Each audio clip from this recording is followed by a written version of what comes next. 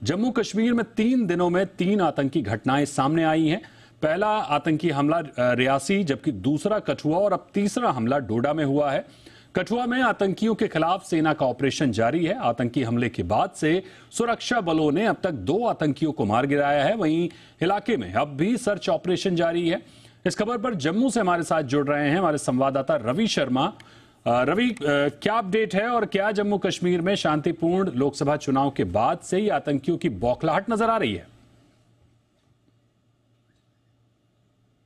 से जम्मू कश्मीर के अंदर चुनाव हुए हैं और भारी संख्या में लोग जो हैं उन्होंने चुनावों में हिस्सा लिया है, क्योंकि पिछले कई सालों की बात करेंगे तो इतनी जो चुनाव जो है उसमें लोगों ने हिस्सा नहीं लिया था। लेकिन इस बार बहुत से लोग जो हैं वो बाहर निकल कर आए और उन्होंने इस मतदान में जो है वो हिस्सा लिया है। तो शायद ये सारी चीजें जो है वो शांति के दुश्मन है, जो लोग भारत देश के दुश्मन है, उन्हें ये चीजें जो है वो शायद हजम नहीं हो रही हैं। और इसी के चलते जब पीएम मोदी जो है वो तीसरी बार शपथ ले रहे थे तो इसी दौरान रियासी में जो है वो एक यात्री बस पर हमला किया गया और उसमें 9 लोगों की मौत हुई और 41 लोग जो हैं वो घायल हुए हैं, जिनका इलाज जो है वो अभी भी चल रहा है अलग अलग अस्पतालों में। और इसी बीच कल देर शाम जो है वो कठुआ में भी एक मिलिटेंट अटैक जो है वो जहां पर होता है और उसके बाद वहां इनकाउंटर हुआ, जिसमें सिक्योरिटी फोर्सेज ने बड़ी कामयाबी हासिल की है और 2 मिलिटेंट वहां पर जो है वो सिक्योरिटी फोर्सेज ने मार गिराए हैं। और इसके साथ साथ रात को 12:40 पर जो है वो डोडा में भी एक मिलिटेंट अटैक होता है। वहां पर 5 भारतीय सेना के जवान जो है वो घायल हैं। एक जम्मू कश्मीर पुलिस के जो एसपीओ हैं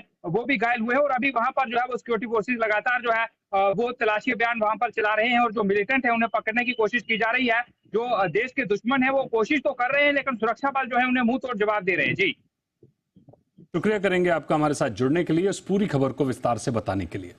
बढ़ते अगली खबर की ओर। वहीं जम्मू कश्मीर में 3 दिन में 3 आतंकी हमलों को लेकर राहुल गांधी ने पीएम मोदी पर निशाना साधा है।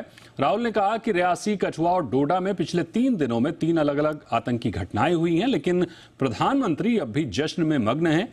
पीएम मोदी को श्रद्धालुओं के परिवारों की चीखें सुनाई नहीं दे रही हैं।